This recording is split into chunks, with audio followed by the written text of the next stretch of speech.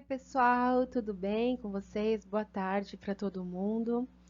Pessoal, vamos começar mais uma aula de português e hoje nós vamos falar um pouco sobre as cartas, tá? Na semana passada, nós falamos um pouquinho sobre gêneros textuais, né? Então, vocês já fizeram algumas pesquisas, eu vi que alguns de vocês pesquisaram sobre receitas, sobre anúncios, né? Sobre reportagens, em revistas, em jornais. Bem legal a pesquisa de vocês, eu adorei, tá?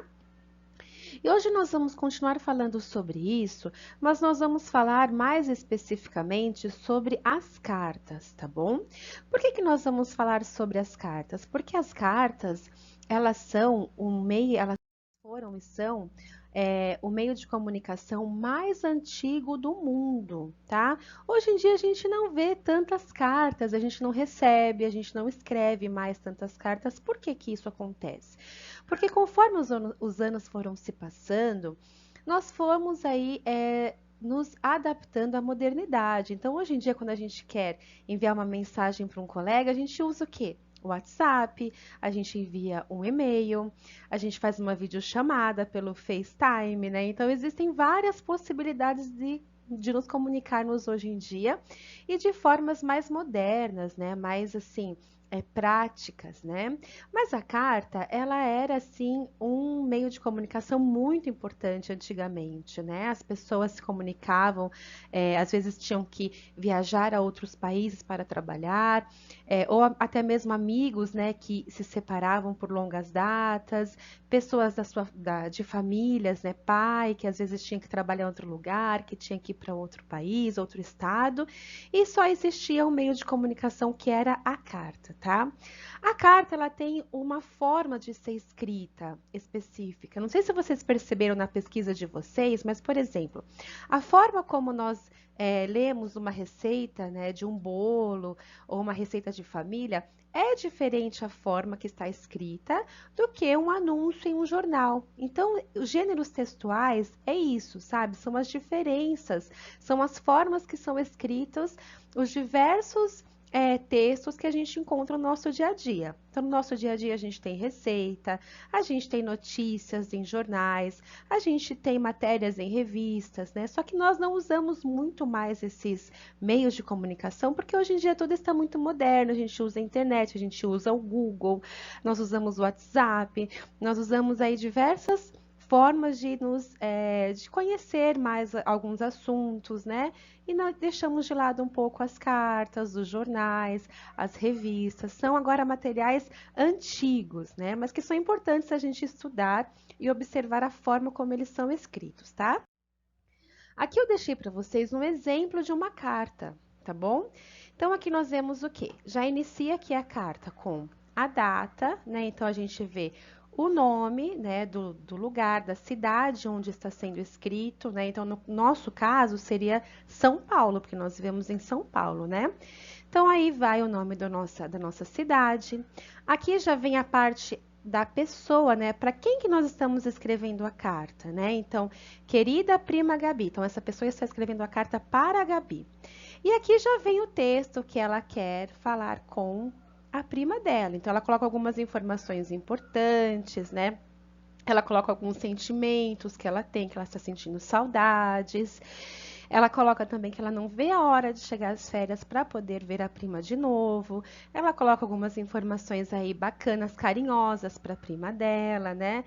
Então a carta ela tem essa estrutura, gente. Então quando a gente pensa em escrever uma carta, a gente tem que pensar no quê? Na data, no cumprimento, né? Na saudação, em cumprimentar a pessoa que a gente está escrevendo a carta e colocar algumas informações aí nessa carta. A carta não pode ser, ela tem que ser mais específica, né? Ela não pode ser algo assim muito prolongado também, porque fica meio cansativo.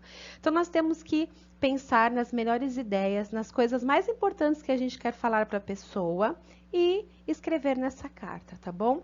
Bom, eu quero que vocês leiam essa carta, prestem atenção nas pontuações que a carta tem, vendo? Tem várias pontuaçõezinhas no meio da carta. Eu quero só que vocês observem a forma como que podemos escrever uma carta, tá bom? Bom, não sei se vocês já viram, já receberam uma carta na casa de vocês ou já escreveram, mas a carta ela tem toda aquela estrutura de escrita e quando nós vamos enviar essa carta, nós aí colocamos essa cartinha em um envelope, né? Então esse envelope ele tem a parte do destinatário. O que significa destinatário?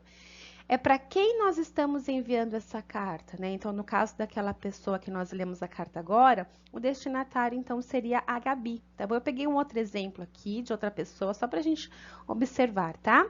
Então, o destinatário é a pessoa que nós queremos enviar a carta, tá? O destino, que destino terá essa carta, tá bom? E aqui o remetente. O que seria o remetente? O remetente é a pessoa que está enviando a carta.